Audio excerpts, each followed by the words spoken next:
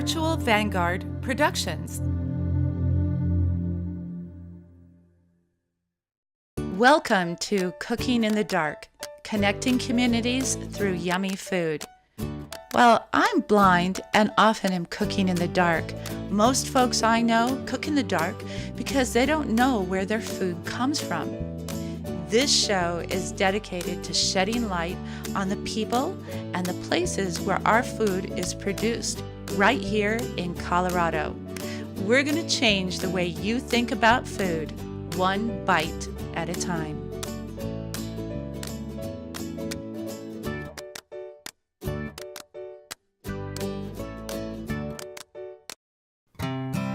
Welcome to Cooking in the Dark. I'm your host, Claudia Folska. Today, we're going to visit the Grow Haus, located in the Swansea neighborhood of North Denver. Together, the community built the Grow Haus, a real oasis in an industrial location. The Grow Haus provides fresh, local, organic food to everybody in their community.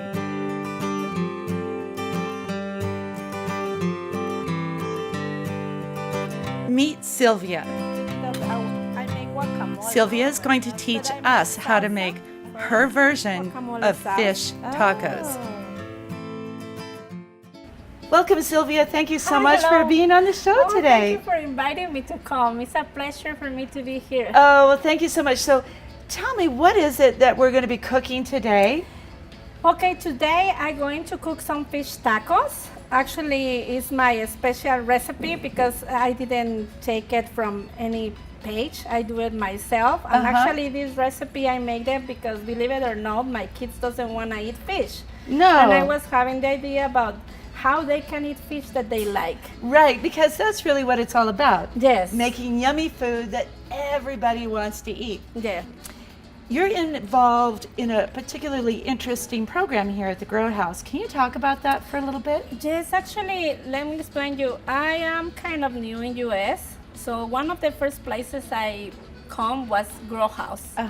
And they was teaching a class of a micro businesses class. And then they teach me how to, to open a business, like the first steps, how to open a business. So they're giving you the education and the tools to be your own business owner. Yes. Like an entrepreneur, really. Yes. So what are you going to have?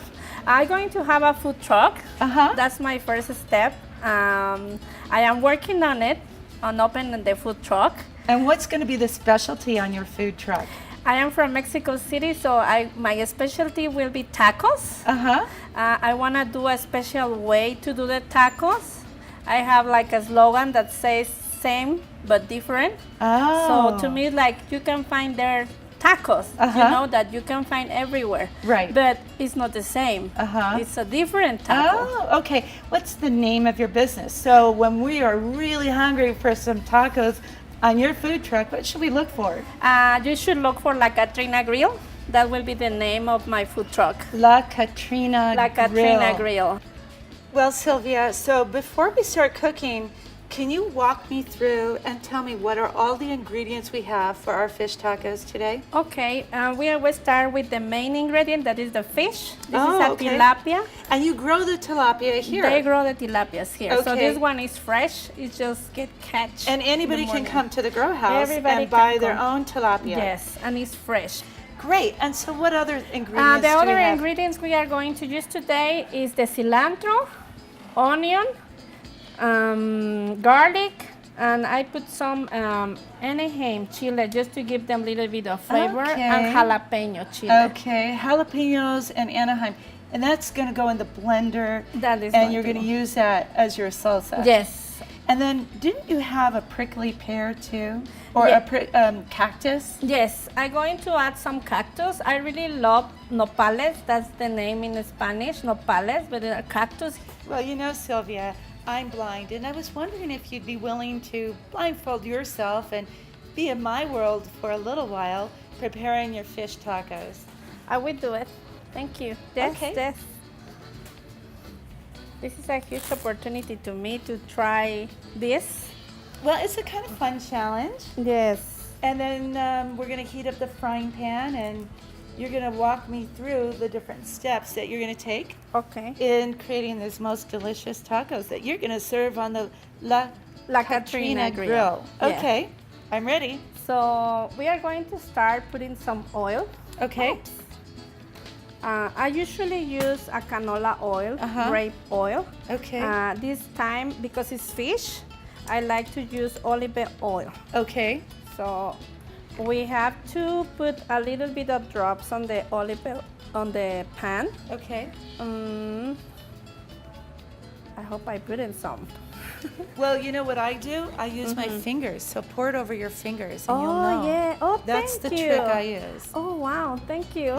Okay, yes, I am feeling it. Wow, now I know. So the first thing I do is I'm going to add the fish. Great. Ooh. Oh, wow. This time Nice I am and ready. listening. Yes. You know what? And now you can hear. What about smelling it? Oh, yeah. Yes. I think that will be a nice experience. You know, I think it's different completely. Thank you for giving me this experience. Well, thank you for doing it. So now I'm going to put just a little bit of salt. Okay. Just a little bit of salt, and let me see, I have the salt here. Yeah. So I'm going to use the same as you told me, a little bit in my hand. Yeah. So that's how I measure everything is, Thank you. You know, sort of a pinch, a dash, and a smidgen, but I feel it all with my fingers. Oh, wow. And you know what? Now I have the experience to listen how the salt looks when you add it. I already told you I blend, but I already have blend here some of the sauce that I'm going to add now. Okay. So I add a little bit of that sauce. Wow, that smells really good. Can you Yes. smell that? Yes. I got it for you. You didn't put all of it in. Oh, wow. Yes, I put everything there. The garlic, the basil, the cilantro, the onion. And really, you can And smell tomato. how fresh it is. Yeah. You can. After I put it here, I need to cook. Okay. And actually, after cook and the juice of the fish comes, I let them like little bit of dry. Okay. Has to be like a little bit of extra cooking there and dries. Okay. And what So- about the cactus? What are we going to do with that? Okay, the cactus I'm going to add it kind of at the end. Okay. Because I don't want it overcooked. I want it like cooked, Crunchy. like crunchy. Okay. Yes, yes. I need the fish to be cooked, so I can smash them a little bit even with a spoon. Ah. I just smash them to the pan, Okay. so they come, like a part, Oh, right. like So a shredded. shreds. Like a Yes. shred. Oh, Yes. Let me ask you one question. Of How do course. you know, for you in this case, how do you know that, for example, when you need to add more things just for the hearing? Like, That's for right. example, me? Both the hearing and the smell. Mm. Did you want the cactus? I want the cactus. I would You like. want I that? think now it's time to add the cactus. Okay, I feel okay. it's already ready. We are going to add a little bit of the cactus, not all of them. Okay. So what do we do with these tortillas? Okay, I'm going to put a little bit of the oil. Yeah. Let me see. Okay, it is here. So I'm going You are to doing put. such a good job. Oops. Okay, I'm going to put the tortilla here to warm up the tortilla. Okay. The tortillas are ready. Here is Here's the your one plate. tortilla. Okay. Want to put it on the plate? Yes. Okay. Thank you so much, Sylvia. I can't wait to try this. Okay, I think it's ready. Okay. So I'm going to make the plate. Would you like me to hold it for Yes, you? please. Okay. Here, just close to the thing. Let me see.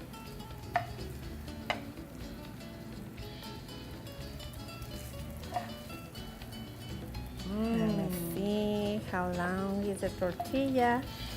Now I am feeling your So you experience. see, you're using your fingers a Yes, lot. I am using my fingers a lot. Uh-huh. We don't mind. In Mexico, we use a lot of our fingers for the cooking. Uh-huh. It's a natural thing. Your fingers Yeah. are the best tools, really. Yes. Wonderful. There it is. So I should we think- turn off the heat? Yeah. Okay. Let's turn off the heat. Oh, let's turn off the heat. Take off your Yeah. blindfold and tell me what you Okay. think. Oh. How did you do? Lord, I think I do great. Thank you for letting me experience this. I have more of my sense of the smelling. Oh, wow.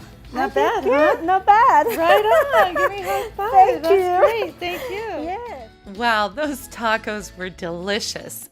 She has a hit on her hands. Stop right away.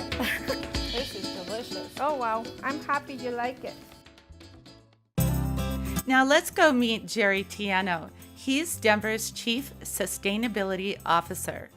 Jerry, thank you so much for joining us here today at the Grow House. And we're in the hot house, so it's a little bit warm. That's right, yeah. And I love it here. And if you could tell me a little bit about who you are and where you came from. And gee, you know, there's a lot of new titles going on across communities all over America, but what is a Chief Sustainability Officer? Pretty much whatever we want to make out of it. But I think people understand it as a person in government or business who helps whoever they're working with manage their resources so that the basics are available and affordable to everyone for the long term.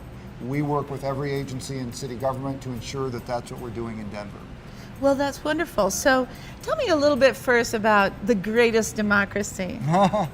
Well, you know, people think of democracy in terms of voting, going Right. into a voting booth. Sure. But the truth is the greatest democracy in the world is food, because almost everyone gets to vote 3 times a day, right? Oh, that almost makes sense, everyone, you know, right. not everyone can afford food, but almost everyone.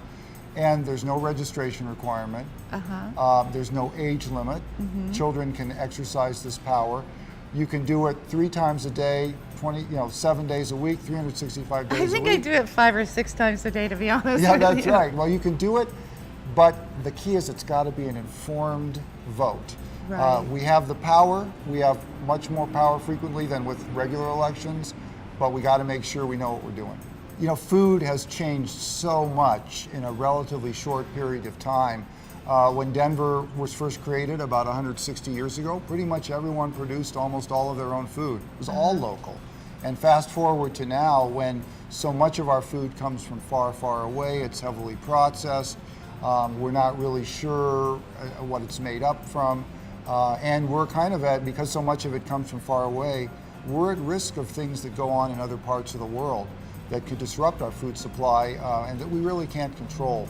So things have changed a lot, but the good news is we don't have to create something new. We have these older models that worked for a long period of time that produced healthy weight and healthy people. So if we can find a way to go back to that, we will have a much improved system. Well, that's fascinating. Now, talk about what your issues or concerns might be around terminology like food desert or food swamp. What do we mean by that? Because some people are using it, and you know, I think it'd be helpful if we had sort of a standard operating definition that we could all sort of get our arms around. I think the food desert is a term that people associate with places where it's hard to get healthy food. But the problem is the term was created by the U.S. Department of Agriculture, and they define it in terms of how close you are to a grocery store. The problem when you use that definition is the only way you can solve that is with a grocery store. But the fact of the matter is there's lots of different ways to get healthy food, and what I'd like to see going forward in the Denver area is a much greater ability in this region to feed ourselves so that we can get through tough times and we can generate greater prosperity. The Grow House here is really unique, and this is in the Swansea neighborhood of North Denver. Can you talk a little bit about that and how the Office of Sustainability is involved in supporting the Grow House? The Grow House does, of course, grow plants and vegetables, but it also has educational programs. And that's really the key, because you can, even if you provide access to healthy food for people, they still need to know how to prepare it, how to shop for it, what they need, what's a good deal, and so forth. So what we love about the Grow House is the combination of the growing, but also the education that they do, and they do it in 2 languages so that it's really accessible. But also a few years ago, Denver passed an ordinance that now allows people to sell their own produce right from their homes. So it used to be that you weren't allowed to do that in a residential neighborhood. Now we are, and every year we have more people applying for licenses to do that. Well, if somebody wants to apply for a license, what do you recommend they do? What are the first couple of steps to get started? The best way to start, because you only have to remember 3 numbers, is 311. Okay, Dial that's great. 311 and say, I'd like to get a license to sell food from my home. How do I do that? And they'll help you out. Excellent. So again, 311, that's the way to know how to do anything here in Denver, Colorado. Yeah. That's excellent. This is Sonrisa Lucero. She's the sustainability strategist. She works closely with Jerry. Let's take a listen to her perspective on the Swansea neighborhood and what she thinks about the Grow House.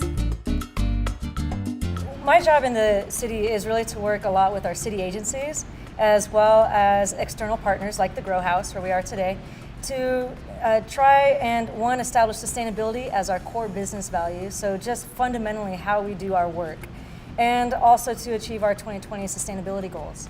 I am a Denver native and have always been very passionate about the environment and about providing for people in an equitable type of way. And so sustainability has come very natural to me, where you're trying to look at all of those different aspects. And always having an appreciation for the environment, the mountains being so close by, I got into what I thought would be environmental engineering and be all gung-ho for that, but I ended up creating my own degree that combined energy resources, economics, and policy, which is really a way of how do we transition to a more renewable energy economy, as a more sustainable energy economy that has less impact on the environment. And over the course of my career, I've not only worked in energy, but have transitioned into the broader concept of sustainability, where we're thinking about water, and we're thinking about food, and we're thinking about workforce and the people that participate in our economy. So that's been a really great position for me in the city, where I get to work in the town that I love and working on those types of topics. My grandmother is actually an East Sider, and so we would kind of call this part of town the East Side, even though it's like north side of Denver. But she grew up in the Cole neighborhood, and then my family grew up on the north side, which is just on the other side of I-25 from here, just to the west.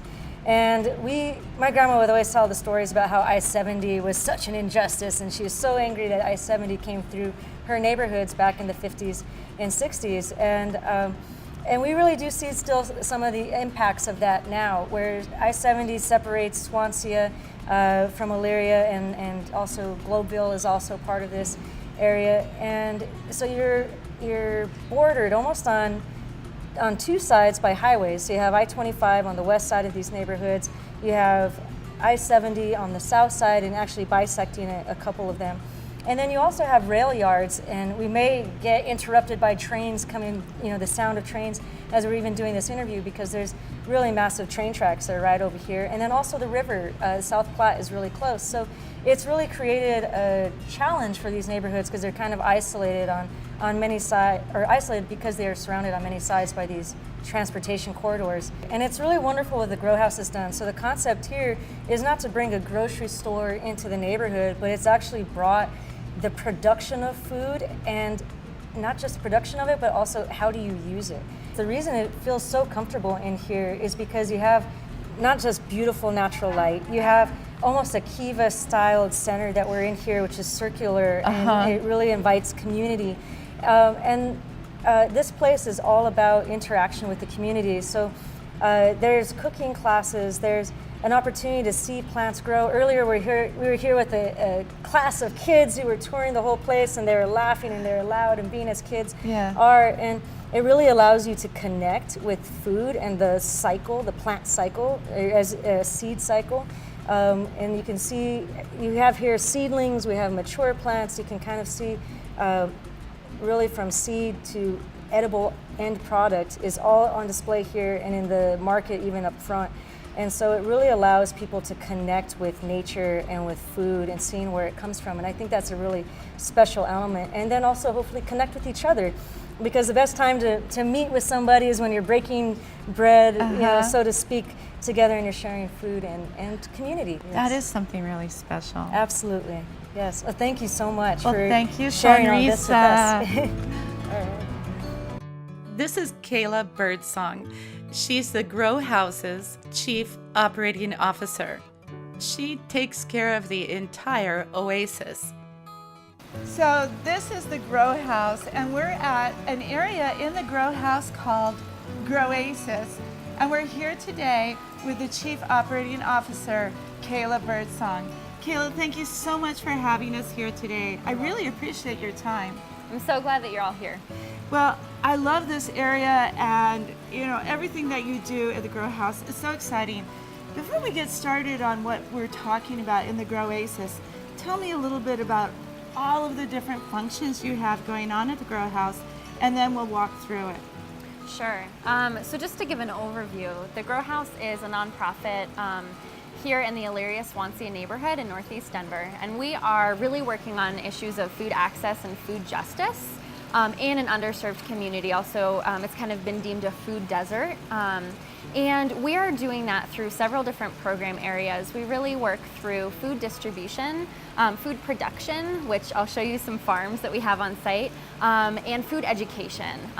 We have a lot of education outreach, and our goal is really to work with the neighborhood here to kind of give them the tools to create their own food system here in the neighborhood, and just kind of be a lens for community development through food kind of as our lens. The Grow Oasis is an oasis of growth in the middle of a food desert. And if you walk outside the doors, you'll see a lot of industry. We have a huge interstate running right next door, actually 2 interstates, multiple factories around, a lot of kind of industrial land, and just little pockets of neighborhood. So the idea for Grow Oasis is this, oasis of growth in the middle of an industrial pocket. And so when you walk in, you feel excited and like there's new life here. And so that's kind of the goal. That's why we have greenery everywhere. And we really see this as a community space where community members have quinceañeras here and really utilize this space. So this is a display kind of showing how the farm works that's right behind us that I'll show you. But it's an aquaponics system. So have you heard of hydroponics before? Yes, I have. Okay, so hydroponics is growing without soil, right? And then aquaponics is you're actually basically throwing in fish. So aquaculture and hydroponics put together is aquaponics. Okay. Which is this idea of growing food, both fish and plants, in this closed symbiotic system. So the way that it works is fish live in the water down here. Okay. And we have some tilapia in here. Okay. And basically the water that has all of the fish waste in it circulates through this system. So it goes into these media beds, and the roots of the plants dip into that water and soak up all of the organic nutrients that come from the fish waste. While the fish waste is really going towards the nutrition of the plants, the other thing that happens that's really neat is that the plants are actually helping to clean out the water for the fish. So there's all these indirect benefits to kind of pairing the aquaculture with the plant growing. And the thing that's so neat is that in a hydroponic system, which we also use and love, you have to add all synthetic nutrients. But with an aquaponic system, the plants are getting so much of that from the fish waste that you only have to add a little bit of synthetic nutrients, so it's much more natural of a system. And this is Laura. She's a program educator for the community at large. This morning we're at the Grow House in the Swansea neighborhood of North Denver, Colorado. And we're visiting with Laura, who is a program director here. And really, you do a lot of garden education. Tell me about that garden education, Laura. Yeah, garden education is bringing kids out into the garden and teaching them about where their food comes from, and that it comes from the dirt and that they can grow their own food. This morning we're going to be making some cheesy egg muffins with eggs we are collecting from our chickens here at the Grow House in our backyard. Great. You have chickens here. That's so exciting. We have 4 chickens.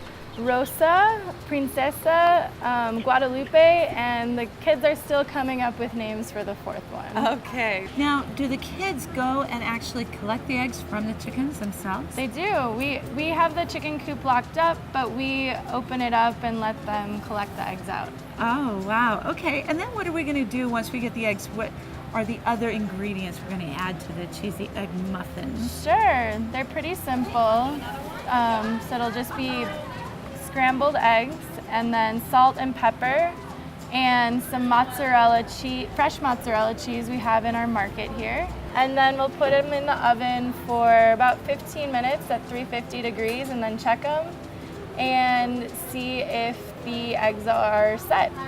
All right, and then you just pop them out like you would any other kind of muffin. Exactly. The cheesy egg muffins were so delicious, and the kids had a great time too.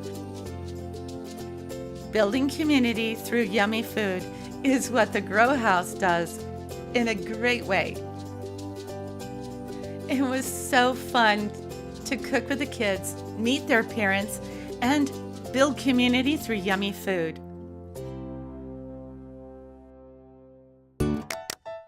Thank you so much for spending time with us today.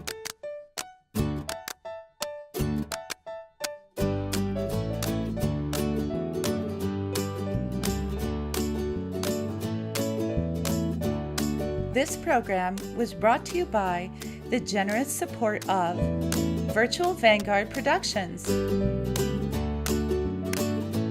If you'd like more information about cooking in the dark, visit us at cookinginthedark.today or visit us at rockymountainpbs.org.